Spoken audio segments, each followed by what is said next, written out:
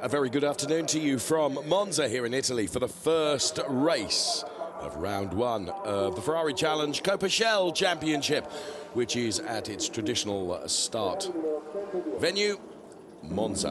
And you can see the cars coming into the grid. There is our calendar for 2016. What a fantastic calendar we've got to look forward to. From Monza we go to Mugello, then it's in support of the 24-hour race at Le Mans, then Sochi in Russia, Hockenheim in Germany, Jerez in Spain, and the glittering world final towards the end of the year, beginning of December, will be held at Daytona Circuit, USA.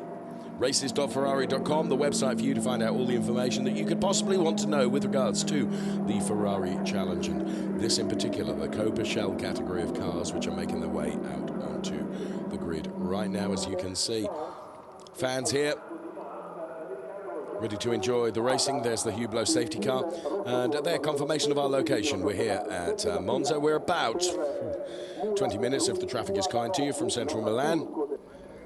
Probably an hour and 20 minutes if the traffic is not kind to you. 5.7 kilometre circuit here at Monza, which features some 8 turns, including the notorious Variante del Rettifio, which is the very first chicane that these drivers will come to at the breaks up this straight. It's a reasonable temperature, 18 degrees. Oh, 19 degrees, gone up by 1 degree. It's a bit cloudy and overcast and dull, though, which is a bit disappointing, but we've experienced all sorts of weather here at Monza at the season opener and years gone by, from heavy rain to blistering heatwave-like conditions. And there from the very back of the grid, you can see Heggie, who is bringing up the rear in car number 193. Of course, CoppaShell mostly made up of gentlemen racers, and those gentlemen that are in advance of the 55 years of age race for a separate gentleman's trophy. There is Eric Prinot, who won the world final at Mugello towards the end of last year and actually came third in the CoppaShell Championship, but we were expecting him actually to have won that championship, so he'll feel that he has unfinished business this year as we take a look right now at Monza, where we're at.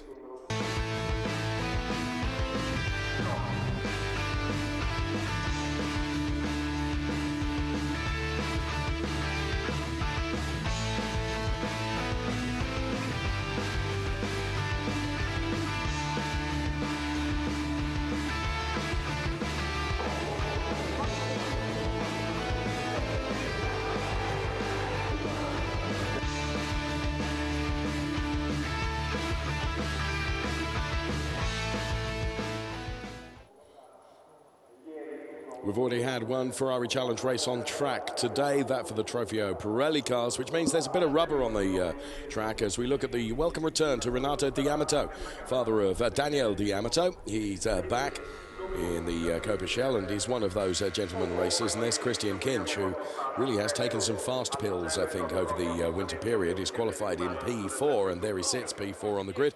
Christian Kinch from Go Motorsport. So, as I mentioned, the gentleman racers that are over 55 race for a separate trophy. There is von Skeltemer with the familiar shark's teeth on the front of the car. His driver coach Nicky Kadai is alongside him, and alongside Nicky Kadai is Ronnie Cassell, team owner of Cassell Racing. 75th start in the 458 Challenge. Many congratulations to you, von Skeltemer, one of the nice guys in the paddock. In fact, they're all nice guys. There we can see the fans awaiting the race action about to get underway here at Monza.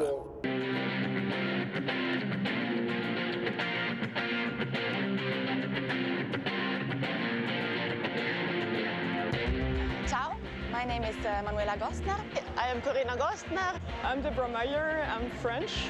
I'm from Italy. I am from Italy. I'll be racing this for the first time with Scuderia Niki from Switzerland. I'm racing the second year at the Ferrari Challenge with the MP Racing team. This is my second year in Ferrari Challenge, and I'm driving with Massimo Pepe and MP Racing.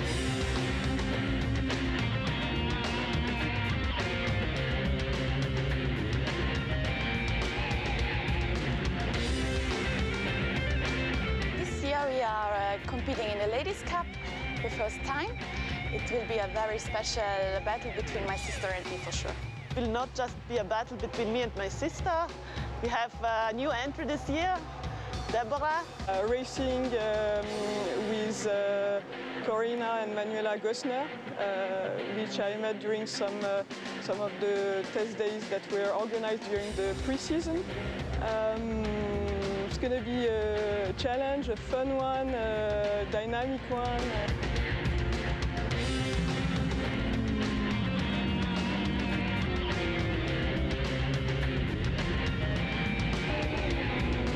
I like Monza a lot. It's a very fast and fascinating track with a long history, and we are very happy to start in Monza. A very tricky one, and I think one of the fastest too. That's why I love it. I am honored and privileged to take part in this competition and also being part of the Ferrari family. So please enjoy the Ferrari Challenge Europe CoppaShell this year.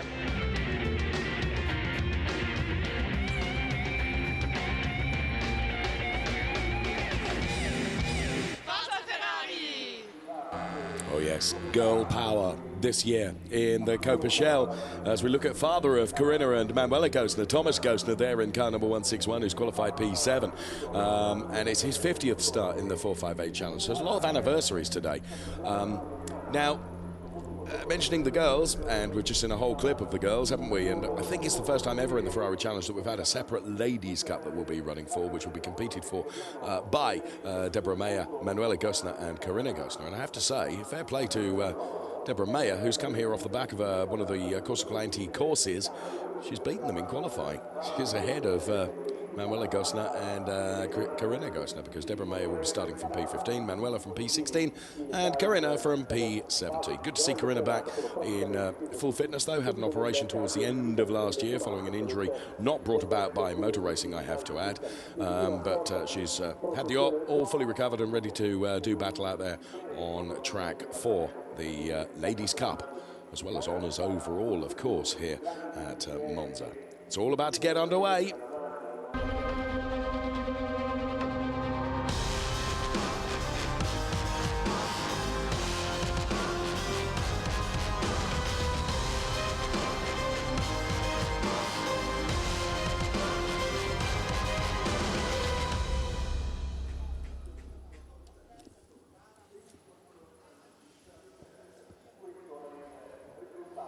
Well, like an Italian version of Bake Off, we have all the ingredients for a fantastic race. And there is the grid.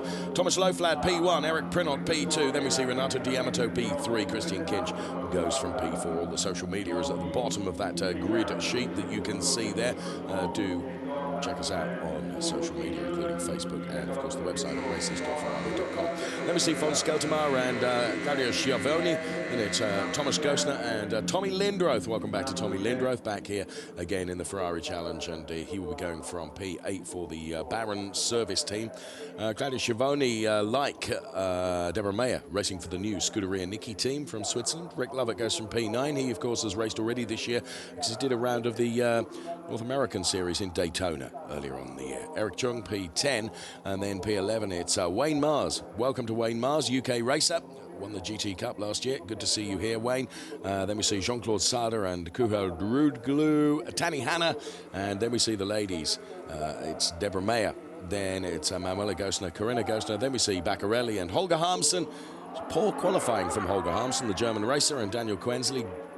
And it's Kriton Lendudis, and then it's Heggie and Kondakov as well, bringing up the 23-car grid for this race. As Beppe Scanetti then lights up the Hublot safety car and gets that away.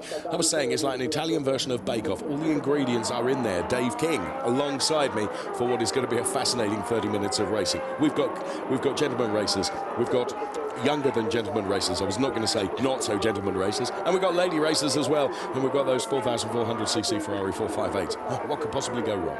Absolutely. Everything, probably. Oh, it's going to be a great race. But the idea, I love the idea of this gentleman races. Does that mean that if it gets a bit sticky in a corner, they'll let somebody else go through? Absolutely not. No. Absolutely not. That understanding of the word gentleman then. No. Gentleman racer, it's interesting. It's a term that's been used for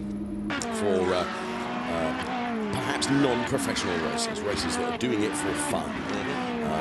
And a lot of the competitors, of course, have been in business, and perhaps they've made their way in the world and are now in a position to, fulfill their boyhood dream of being a racing driver, and good luck to them. And they provide some fantastic entertainment and some fantastic racing for us. Absolutely. And of course, this is the last time that we're going to see these 458s. Yeah, it is. This season is the final season for the 458 cars, and it's the evolution version of the 458 with that big rear wing and the front splitter as well, adding additional downforce as we look on board with Eric Prinot. I was mentioning in the pre-roll at the beginning of the program that Eric Prinot is one that you would have put money on winning the CoppaShell Championship last year. He actually only finished P3. He did win the world final race, which is a single race on its own, which is held right at the end of the year, where we put together all the top drivers from the 3 regions, if you like, of the Ferrari Challenge, because we race not only here in Europe but also in the Asia Pacific series, in Asia Pacific and North America as well. In fact, I was mentioning that Rick Lovett has already done a race this year, or a couple of races in the North American series at Daytona. Very clever move by Rick there, getting a shoe in ready for the World Finals to come in December. Rick is a Canadian racer and a jolly nice chap, racing for the CoppaShell team. Do you know what? I've noticed wandering down the pits and talking to everybody that you know, and you seem to know everybody. It's because I make a nuisance of myself. Absolutely. It is a really nice, pleasant atmosphere. Yeah, it is. And that's what makes the racing so enjoyable as well, because whilst it is nice and pleasant, everyone's very friendly in the paddock. Once the crash helmet goes on, mate, oh no, we're out there to win a race. No, but they'll help each other out, and they'll chat, and they'll have lunch together, and to a point. Yes. Yeah, to a point. And yes, isn't that great to see? Some credit for that must go to Ferrari and the way they run the championship, which is absolutely excellent. Okay, the safety car is back and the car's up then. It's a rolling start for every Ferrari Challenge race, and we go into the Ineco MP garage there, and to the very left, the little guy was Daniel Mancinelli, who's Thomas Gostner's driver coach for this year, as there we can see the Hublot safety car, which will peel off into the pit lane, which will then mean it's down to Thomas Loflad and Eric Prinot to control the pace of the rolling lap, if you like. And if the race steward is absolutely happy with the way the cars are formed up in terms of the grid and the pace, then he will throw the green and we will go racing. We'll throw the lights to the top of the screen for you as well as they make their way around the Parabolica now. Here come the lights, as if by magic. Keep your eyes on Eric Prinot. He knows this track like the back of his hand, and he wants to start the season off with a win. As we go green and racing, let's see who comes out of this. Holger Harmsen making a great move. Look at that, the yellow car centering your picture now. And Eric Prinot looks like he's going to lose out to Thomas Loflad here. Thomas Loflad has got the measure of Eric Prinot. Eric Prinot has to back into P2, but von Skeltermar is together as they go 3 abreast, and Eric Prinot gets knocked by Thomas Gostner. Von Skeltermar takes evasive action through the grass, as does Christian Kinch, who's gone around. Well, as is always the case, it's a bit of a pinch point. Is that first chicane, and we can see there that's damage for the Thomas Gostner car. If he's able to nurse that back to the paddock from there, I'll be absolutely amazed. Von Skeltermar alongside Kuhudaroglu there, who's up to P3. And there you can see, let's get a replay here. Well, it was Gostner really into the side of the Eric Prinot car. Teammates, remember, racing in the same team. Thomas Gostner has come off worse, that's for sure. But there you can see he came from quite a way back, and he was on the grass. And when you're on the grass, you can't scrub that speed off. And, well, there'll be discussions in the Ineco MP hospitality after that, I feel sure. Von Skeltermar taking a whack as well, and Christian Kinch having to take evasive action. He ended up with the back being stepped out. And there you can see in replay the waved yellows that went on at that chicane, but we continue and we get on with the racing now. Von Skeltermar is up to P2 following that skirmish, and there Thomas Gostner did not manage to make that car, get that car back, and that doesn't surprise me because the wheel was completely bent. The track control arm had been completely broken, so he's had to bail, and the car is around the circuit, and it's actually parked up between Curva Grande and Variante della Roggia. So there's von Skeltermar in P2. Then as he crosses the line, Thomas Loflad has got an advantage of some 4.173 seconds. Rick Lovett is looking lively here from P4. trying to get on terms with Kuhuroglu and Eric Prinot. It's a retirement for him as well. I'm sure that's Eric Prinot that's walking across the grass there, just taking a look. Yeah, no time on the timing screen from Eric Prinot, so he's had to retire his car as well. So there was me saying he was possibly one to watch out for the win, and talk about commentators' curses out of the race. Now that was interesting because that whole incident at the first chicane, that was really down to the grass incident, wasn't it? And you went ploughing straight into them. Absolutely, and I think that was just a driver error. Thomas Gosling was carrying too much speed, unless he was choosing to go onto the grass to avoid a collision with someone in front of him. You know, I'm not sitting in the driver's seat, so I can't say, but once you're on the grass at that sort of speed, you're never going to scrub that speed off, and you just become a passenger. And unfortunately, it's Eric Prinot and Thomas Gosling that have out of the race as a consequence and a result of that. There's Renato D'Amato in that day-glow orange 152 car, and then in car number 160 is Wayne Mars, who's currently running in P7. He's the UK racer. He was the winner of the GT Cup in the UK last year. As Rick Lovett now makes a move then on Kuhuroglu, and is Rick Lovett going to be able to make this stick? It looks like he is. Brilliant move from Rick Lovett as he moves up a further place. So there is Rick Lovett from CoppaShell Racing, just taking a look at the outside of that car. Just wondered if there was some fluid coming off the Rick Lovett car, actually. I'll keep a close eye on that. He's now going to chase down his CoppaShell Racing teammate Fons Skeltermar, who's ahead of him in P2. But at the moment, Rick Lovett is in one of those podium-paying positions, P3. And Tanny Hanna now taking a look at Kuhuroglu as well, as he dives up the inside. That was a bold and ambitious and almost audacious move, but actually Tanny Hanna has made that pay off. So that was a good move from Tanny Hanna, and Kuhuroglu is being mugged now, isn't he? Because Renato D'Amato is going to have a go as well now as they head up towards that first chicane, and Wayne Mars in the 160 car. Bear in mind, he's got no experience really. The 458 Challenge car, raced the 458 and GT Cup, but the Challenge car is altogether different machine. And there you can see him right on the back of the Renato D'Amato car. He goes through the chicane without a problem. There's Fons Skeltermar in P2. There's Rick Lovett in P3. Then in P4 is Tanny Hanna as the rest of the pack come on through. It's all close and fraught and frantic at the front at the moment, Dave King. Absolutely, and it's spreading out very, very quickly, isn't it, really, from the front of the pack all the way down to the back. It really is spreading out nicely.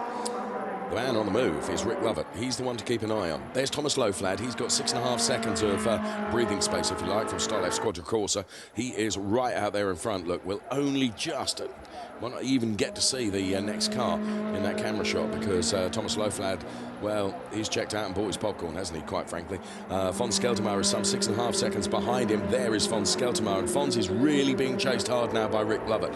Now, Fons and Rick both race for the same team, both mates. No team orders here, mate. It's every man for himself, and Rick Lovett knows that, and he'll be chasing Fons Skeltermar very hard. And of course, Fons has been, what was it, 75th start? Oh, incredible experience that he's had, and it's been one of the mainstays of the Ferrari Challenge, always there, and always with the shark's teeth on the front of the car, which is he's become very, very famous for. And there are the shark's teeth that we were talking about. Fons Skeltermar then currently running P2. He is, of course, a CoppaShell racer, and he's racing in the Gentleman Cup as well, because he is over 55, though we'd not admit that to you. Is it?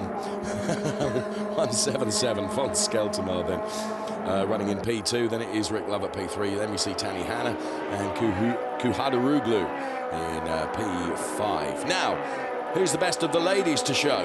Well, it's Corinna Gosner in P11 at the moment. Romeo is down there in P19.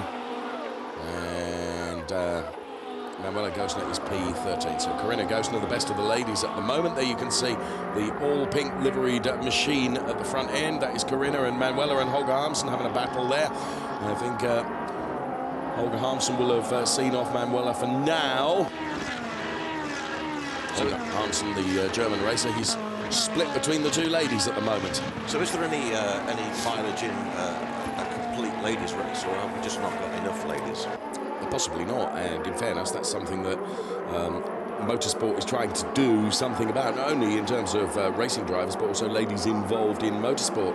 I was at the Autosport show at Birmingham right at the beginning of the year, where Susie Wolf launched her campaign, Dare to Be Different, which is all about ladies racers. But whilst we cut away, we just saw the 133 car over on the gravel. The Kuhuroglu car was out on the gravel And we can see another one out on the gravel as well. Now, whether someone has dumped some fluid down there, which has made that exit very, very slippery indeed, that's, I suspect, what's happened.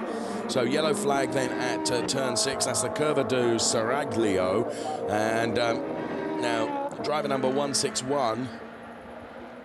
So that was Murat then, who took a hefty impact after being out on the gravel. So unless he's dragged some fluid across there, because we saw 1 or 2 other cars going out on the gravel, I don't think that is the case. So there the CoppaShell team look on. So that will be the end of Kuhadaroglu's race, sadly. Outrunning wide is Manuela Gosner there.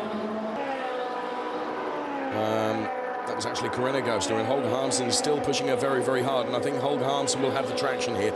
He'll have the carried speed, he'll have the momentum, and not only that, there's an inter-sister battle going on as well, because Manuela is having to go at her sister too.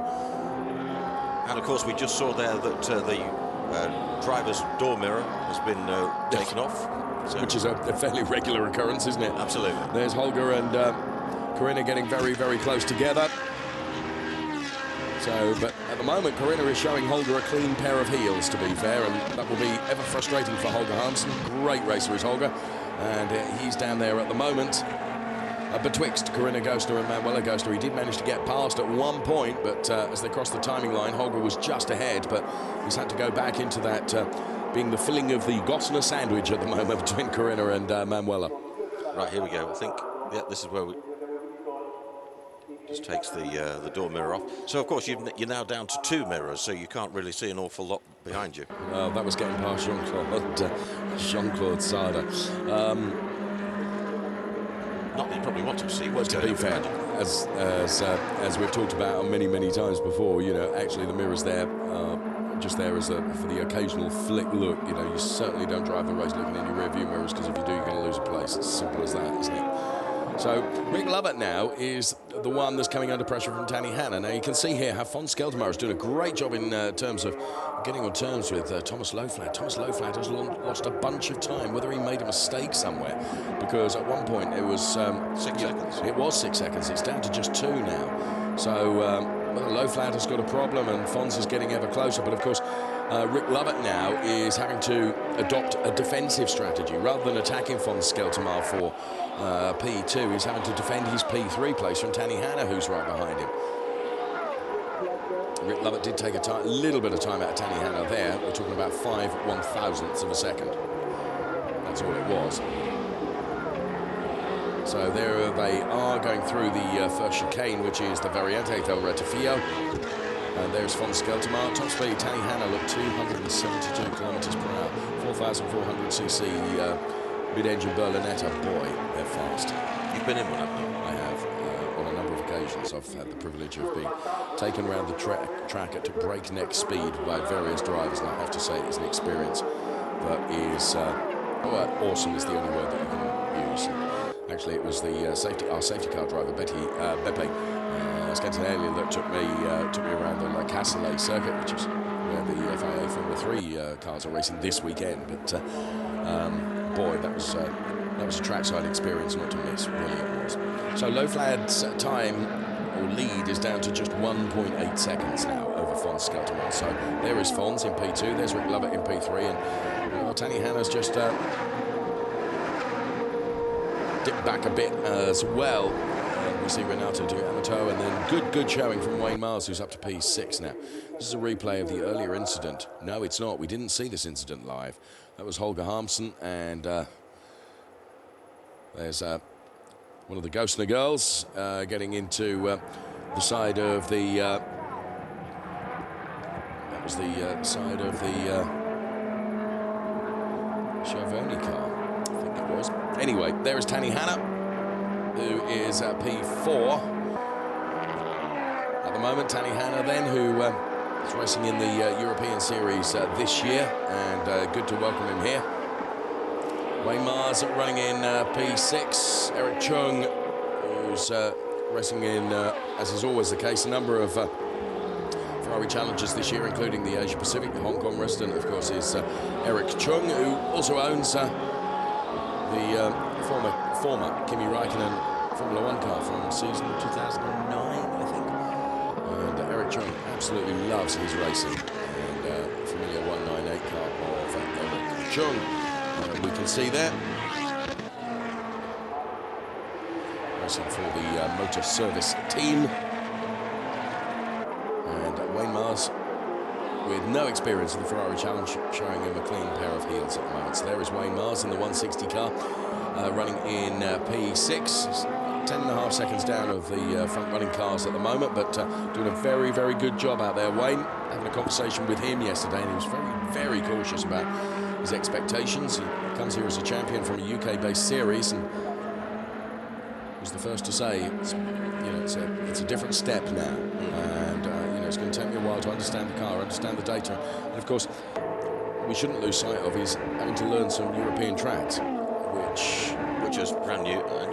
You've got to understand them very, very quickly as well, haven't you? Absolutely. And well, more contact. Now, yeah, that was a replay, and seeing that from a completely different angle there, that was Schiavone's fault, because again, had taken over on the grass, and yeah, we can't lay any of the blame at the Ghost in the Door for that. Best lap from Fons Skelterman now. A 1:54.488. So the race is on, isn't it, for the lead of this race? And we're about a minute and a half away from a half distance. So providing Fons has tried to look after his Pirelli tyres, then he should be in a position where he could. And you can see how the time has come down from lap 4, 5, 6. Look, from 3.731 to 1.9, 1.8, 1.5. Those are the margins between the two of them. So coming down all the time. So Fons is on a mission here. And he'd love to start his 75th start and end it with a victory. That would be fantastic. Wouldn't it just? Absolutely. Skelterman, the CoppaShell racer. Thomas Loflad ahead at the moment, and there is Thomas Loflad. Who knows? He can see when he does occasionally look into that rearview mirror. As we see retirement there for Manuela Gosner. So Manuela is out of the Ladies' Cup. That's sad to see. So where the damage was sustained in that little coming together, and that means the Manuela Gosner car is out. Seems to be collecting quite a few cars at that corner. Yes. There's Fons once again, hustling his way towards the race lead. We're on board with third place driver Rick Lovett at the moment. He's racing in the gentleman category of this CoppaShell. The CoppaShell driver Rick Lovett, giving it everything he can. It's a great on-board view to have, and he's doing a great job. He's Rick Lovett at the moment. Just to hear the sound of that 4,400cc 458 being put through its paces is wonderful. Now, of course, next year we've got the new cars coming in. Have we got any details on those yet? Well, the cars are out. It's not something that we're going to be talking about too much during the course of the season, because of course we're focusing on this. But yes, the cars are out there in, I think I'm right in saying, in GT3 trim at the moment. But those cars will be part of the Ferrari Challenge next year, which will be the last year of the 458. I first joined the Ferrari Challenge when it was the 430 was the old car and the 458 was the new car, and very, very interesting how the drivers adapt to what is a new car. Of course, Ferrari, and there are similarities, but that's all there are. So the incident involving cars number 183 and 102 is under investigation. Well, that doesn't surprise me at all, because I genuinely think how we could call it. It was Schiavone's fault there on Manuela Gosner. We've had 4 retirements: Manuela Gosner, Kuhara Ruglu, also Eric Prinot and Thomas Gosner. And there you can see confirmation that incident involving those cars is going to be under investigation by the race stewards. And just perhaps Schiavone is out earlier than that from Scuderia Nicky. That car is in the gravel at the moment. Now it's pretty close to the curb. Let's see what happens and where that car is relative to the rest of the cars, as to whether that will throw a safety car. So I think it's on the exit of the chicane. Whether that car can be got going from that point again, I don't know. Seems to be, well, it is moving on the track now, we can see from our track map, but that car needs to be got to safety. Okay, how are we getting on? Fons Skelterman is flashing his lights furiously, trying to just trying to outsight Thomas Loflad ahead of him into making an error. I think that's going to be the case. You can just see the brake disc light up there on the von Skelterma car as he pushes it so very, very hard. But Loflad, if anything, has bought some of the margin back, because the gap between the two of them was 1.1. It's now 1.3. So Loflad is responding to the attack from von Skelterma, all of which is playing into the hands of Rick Lovett, who's able to get a bit closer, and it looks like D'Amato is having a real go now at Tanny Hanna, which is what you can see right in the middle of the screen at the moment. It's the battle for fourth position between Tanny Hanna, who's currently P4, and Renato D'Amato, who is P5. So through the Variante del Rettifio chicane they come, with them as they were, but you can see how the margin between the two of them, it's gone from 1.8 to 1.5 to 1.2 to now just 7/10 as near as can be. So the man that means business there is Renato D'Amato, and he is right on the back of the Tanny Hanna car now, the 157 machine. There is the day glow orange colour of the Renato D'Amato car. Sadly, Daniel D'Amato not racing with the Ferrari Challenge. He's off racing other things now, but good to see Renato back in the Ferrari saddle once again, enjoying his racing. Goodness me, I can remember when the two of them shared a car, father and son combo. Not at the same time. No. And sometimes Renato would put Daniel to shame, it has to be said. So is it this point of the race that the tyres could be coming to the end? What they no, far from it, no. But what the drivers tell me with regards to these tyres is that you get the best out of them at the beginning of the race, clearly, because they're at their freshest, and they then reach a plateau. They don't. You'll often hear in motorsport this expression, whether the tyres go off like the edge of a cliff, go off the edge of a cliff, where there's absolutely no grip at all. Absolutely not. That doesn't happen with these. They plateau and they stay like that, almost constant to the end of the race. So it depends, of course, on how hard you're pushing them and how aggressive you're having to be. Clearly, if you're fighting to attack, then well. That was Holger receiving a little bit of a shove from Corinna Gosner. And I would suggest that looked like it was meant. I don't know. It certainly looked like it. It was a racing incident. I'm not sure it was. But Renato D'Amato then, who goes through the speed trap at 272 kilometres per hour. Perhaps, in fairness, perhaps Corinna just missed her braking point. There we are, that's me trying to be ultra cautious, reasonable about it. Might be. We didn't see enough of it, to be fair. Didn't see enough of it. But Holger Harmsen certainly was not on the tarmac. I'd like to see a replay of that again with a little bit more footage, really, just to see how that all built up. Because if you recall, Holger was the one that was between Manuela and Corinna, wasn't he? Stuck in that Gosner sandwich for some while. So I wonder if it was born of frustration that happened.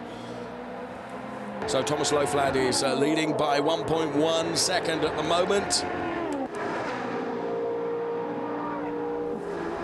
Now car 102 has got to report to the stewards at the end of this session, and car number 102, that of Schiavone, and there is Corinna Gosner, who, so you've got to bear in mind, is the coolant right at the front of this car. Clearly the back end of Holger Harmsen was a little less delicate than the front end of Corinna Gosner. There's Tanny Hanna then. And interestingly now, car number 173 is being invited for an audience with the stewards at the end of the event as well. And that, of course, is Corinna Gosner, the car we've just seen in the pit lane. Right, okay, this is on now. Renato D'Amato, beg your pardon, is on for Tanny Hanna now. Is he going to convert P5 into P4? Tanny Hanna giving it everything he can. Renato D'Amato's got the inside line, but he has to think better of it. Can Tanny Hanna scrub the speed off as they go through that chicane? Yes, he can. They're all going through pretty safely, but Tanny Hanna gets a bit sideways there. Now, if D'Amato can get alongside and can carry just a little bit more momentum around the Curva Grande, turn 2 here at Monza, it's a long way round there. And there is Corinna Gosner, who's out of the race, and so too is Holger Harmsen, look. So those two are both out of the race now, following that coming together. Let's call it that for now. And, well, Daniel D'Amato, sorry, I keep saying that, it's Renata D'Amato. He's going to have to really keep that pressure on because Tani Hanna was just looking a bit scrappy, wasn't he? And Renata D'Amato was able to take advantage of that momentarily, not quite enough. It was going to be such a long way around the Curva Grande, to be fair to him. That would be a big ask, but he's flashing his lights in fury now as they're down this stretch and heading towards the next turn. And the margin between them, look, it's just under 2/10. And absolutely brilliant through the Ascari chicane. Now they're back down at the back of the paddock heading towards the Parabolica. And again, D'Amato is just looking, and Tani Hanna's doing his level best to make that 458 as wide as possible and make it as difficult as possible. And he has every right to do that, to be fair. If you want to come round, you've got to find a way round. He's got the race line. He has. Although now, if D'Amato can just get the power down, and it's all about momentum off the Parabolica as they head towards this chicane. So Renata D'Amato is going to have another go here for sure. Looks like he is marginally quicker than Tani Hanna, but it's the king of the late breakers that's going to make it work into that chicane. And to be fair, the overtake wasn't really on at that stage. Tani Hanna's got it all nicely under control, going off the back of that Variante del Rettifio as they go around the Curva Grande now, and altogether different line from D'Amato as he hugs the inside curb this time around. You remember last lap, he was all the way around the outside. Heavy braking from Tani Hanna now as they go through the Della Roggio chicane, and the back end of D'Amato's car really stepping out there as they head up towards turn 4, which is actually Lesmo 1 before Lesmo 2, and then it is the Curva de Saraglio that they will be down. So through Lesmo 1, and here's Lesmo 2 then. And then it is the long drag down towards the Ascari chicane. They can really get some speed now. Tani Hanna seems to have it all pretty well hooked up at the moment. I'm talking of keeping it all pretty well hooked up. Just looking at the timing screen, Von Skeltermar is now nearly 3 seconds behind Thomas Loflad. And there you can see, it's palpable, isn't it? The gap between P1, P2 and P3 before we get to that supreme battle that we've been watching. And the reason we've been watching it is the closest battle and the most important one for us to watch currently. It's that battle for 4th position with under 5. Where's the blooming time gone in this race? We've got 5 minutes left. That is incredible, isn't it? There's been so much going on in this race. Now, these two are sticking together quite well, but he hasn't got the legs to go past. Right, at this stage of the race, the pace differential between the two of them is negligible, I would suggest. So it is going to be either throw caution to the wind and go for a very bold move. There are places here at Monza where you can overtake. They're few and far between, and boy, you've got to be brave. And at the moment, Tani Hanna, to be fair to him, is not making any errors. So therefore, he's not making it easy for Renato D'Amato to try and find a way through. And try and find a way through he is, but at the moment he is not achieving it. There's Deborah Mayer then. Well, with the loss of Corinna and Manuela Gosner, she is the sole Ladies' Cup representative in the race, and she is currently running in P12 in the race overall, but by some margin, P1 in the Ladies' Cup race, which is an inter-race race that's going on as well. And she's battling with Kriton Lendudis for motor service for P11 at the moment. To be fair, Deborah's looking pretty handy in that car. Bear in mind, a rookie into this, and she actually was very good in the test session that was held about a month ago here at Monza, and was very impressive then. And well, that great skill that she's showing out there on track. You know, when you consider that this first competitive race, P12, that's no mean feat, I can tell you. It's keeping Kriton Lendudis keen as well, isn't she? He's not able to relax for a moment. Here's Von Skeltermar. There's our race leader. Now, what do we got? We've got this lap plus one more, I would suggest. So it's now or never for von Skelterma, and I think the gap at 3.53 seconds is just too great. And, well, now, Renato D'Amato now knows that he's got 2 laps to do it in. And Tani Hanna goes into the chicane. That's where he gets a bit loose. It's just on the exit where the power is put down. He's able to control it nicely as they go around the Curva Grande. Now again, Renato D'Amato is really hugging the inside line, whereas Tani Hanna's taken a more middle of the road line, which gives him just a little bit more speed. But D'Amato is right on the back of him now, and again he's just mounting this pressure once again as they go through the Variante degli Orologio. And taking a lot of curb with them as well. Yes, absolutely, which will be taking it out of the tyres too, and the tyres are at the end of their useful life now, of course, towards the end of this race with under 2 minutes left to race. So it's the remainder of this lap plus one more that we will see for this CoppaShell race in the Ferrari Challenge. And where can D'Amato do it? Well, he's trying to get right alongside. He flashes his lights furiously at Tani Hanna. That's really just to try and put him off. And, well, I would suggest, having watched Tani Hanna so far through this race, he's not going to be put off by a mere flash of the main beam, truthfully. He seems to be having a lot smoother lines as he goes round. Well, of course, what he's doing is driving with a defensive eye as well, isn't he? And he's keeping it smooth, and he's making it very, very difficult for Renato D'Amato to try and find anything. After saying that, both of them are still driving at a reasonable pace, because Wayne Mars is not able to get on terms with them. Wayne is currently running in P6, which is another very, very creditable result. So we're on to the final lap now. So Wayne Mars crosses our commentary position right now, so it's a creditable result for him if he can maintain this P6. And there in car number 108 then is Deborah Meyer, the French lady from Scuderia Niki then, who is the sole entrant in the Ladies' Cup part of this race on account of the fact the other 2 ladies are out of the race.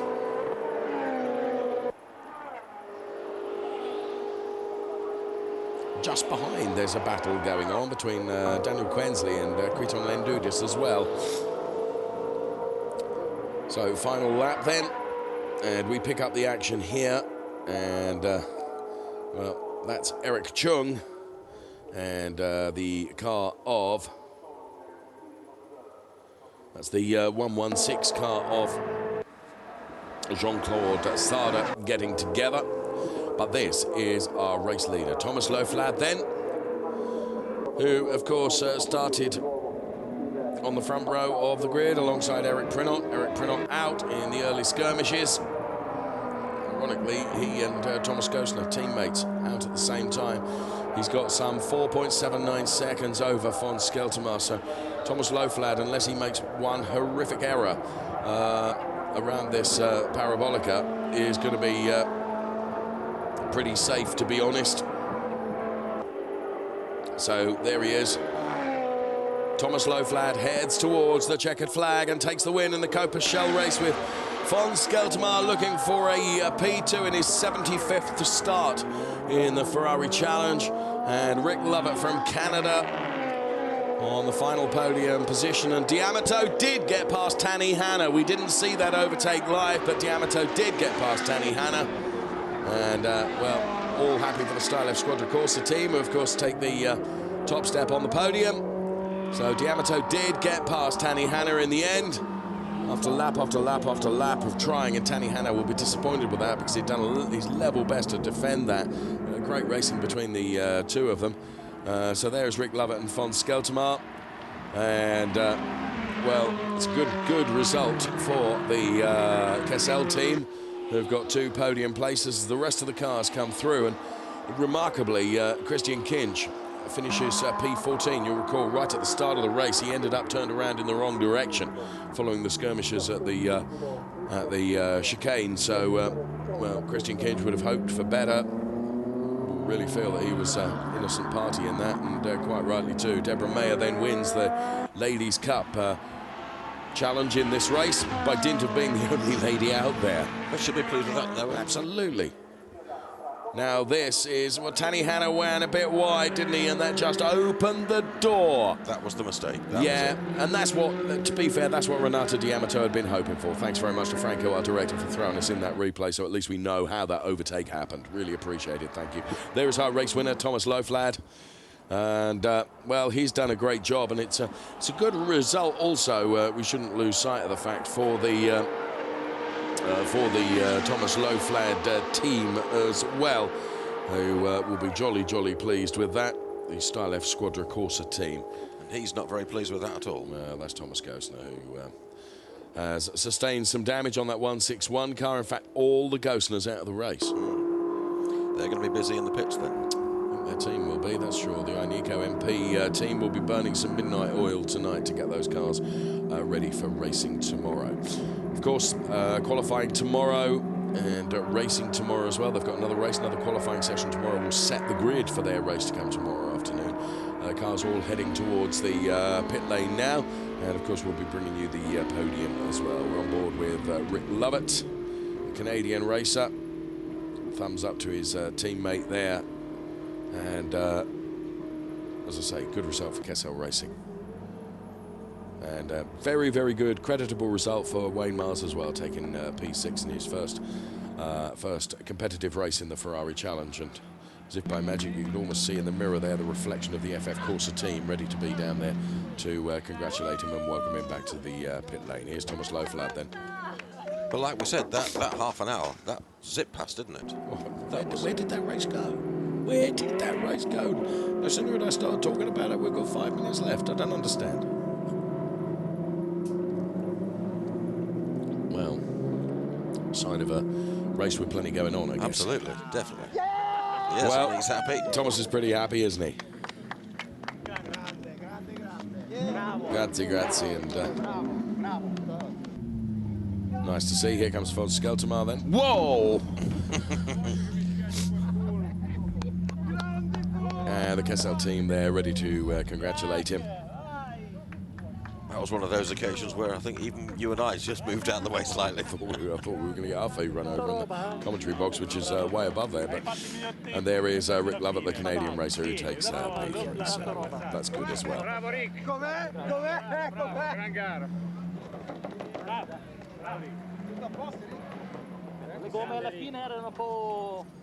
Rick is one of the long-distance travellers for the Ferrari Challenge, as he's congratulated by Ronnie Cassell, the team owner. There's Nicky Caddy then, who's Fonzie's long-term driver coach. Nicky Caddy is no mean racer himself in his day, and his day is far from over. And helped out of the car is Deborah Mayer, who has taken the ladies' race. And well done to Deborah. That's a really, really good showing. Rookie racer, remember. Absolutely great stuff. Well and how far from the on the timings? Deborah Mayer was, her best lap time was a 1:55.822. You know what? So not too shabby then. No, not absolutely too shabby not. At all. Here's the full classification then. Loflad, Skeltermar and Lovett, the 1, 2, 3. Then it was D'Amato, Hanna and Wayne Mars, P6. Tommy Lindroth. Saw hardly anything of Tommy's car during the course of the race. P7, there's so much else going on. Then there's Jean-Claude Sada, Eric Chung and Baccarelli, P10. And then the rest of the order there. Deborah Mayer, look, P11, first race. Of course, taking the ladies' race win as well. Then we saw Kriton Lendudis, Daniel Krensley, Christian Kinch, and the rest of the order there as well. So, Rick Lovett congratulating, and Fons Skeltermar also congratulating Thomas Loflad. Great, great result for him. They'll all be up on the podium very, very soon, and we'll be seeing them up there and seeing the podium ceremony in full. There is the podium being readied as we speak. So they'll all be up there and hustled up there pretty quickly. So, we've been saying that race just went like that. What we're going to do is throw in some highlights for you now so you can see what we missed, I think. Here they come.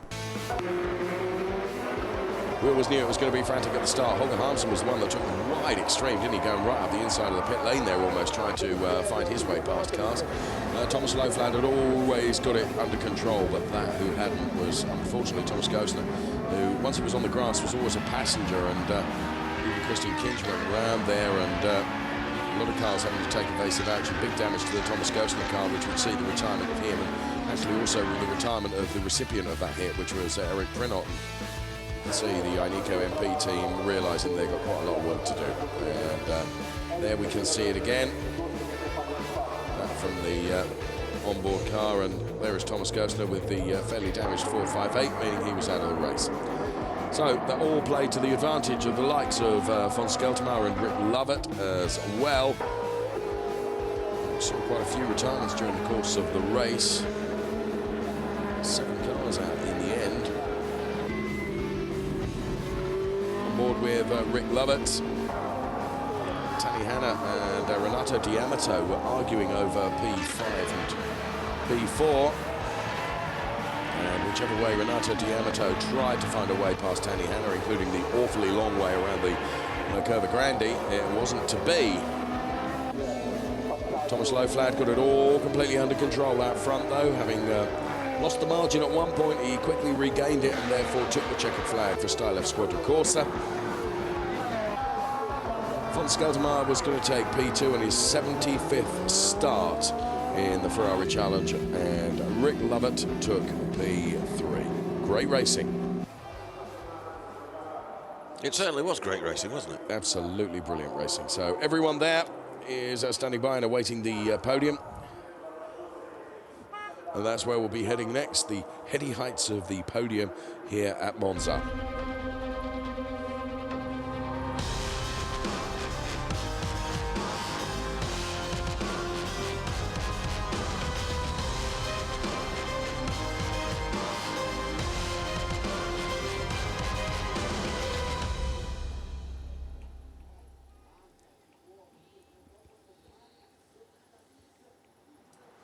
So we can see the drivers assembled there behind the podium, ready to be brought out to celebrate as we take some hyper slow-mo shots of the top 3. Rick Lovett then was P3 for CoppaShell Racing. Gentleman racer is Rick Lovett. P2 goes the way of von Skeltermaier, as I mentioned, starting his 75th race in the Ferrari Challenge. So fitting that Fons should take a podium. And it was a convincing win for Thomas Loflad. You could argue that he was advantaged right at the beginning of the race with everything that was going on, but actually, let's not lose sight of the fact that Thomas Loflad put it on the front row of the grid. He's not there by default, is he? Absolutely. He did all the hard work in qualifying, so he certainly didn't have the challenge, though, that perhaps he was expecting. It'll be interesting to know why we had a 6-second gap and then that came right down. Yeah, it might have been him just managing it all. Okay, we've seen Rick Lovett and we've seen von Skeltermaier. Now we see Thomas Loflad up there on the top step of the podium, and stand by as the teams make their way out as well. We'll pause for the national anthem. Just before we do that, we welcome Deborah Mayer out onto the podium as well for the ladies' win, and here is the anthem.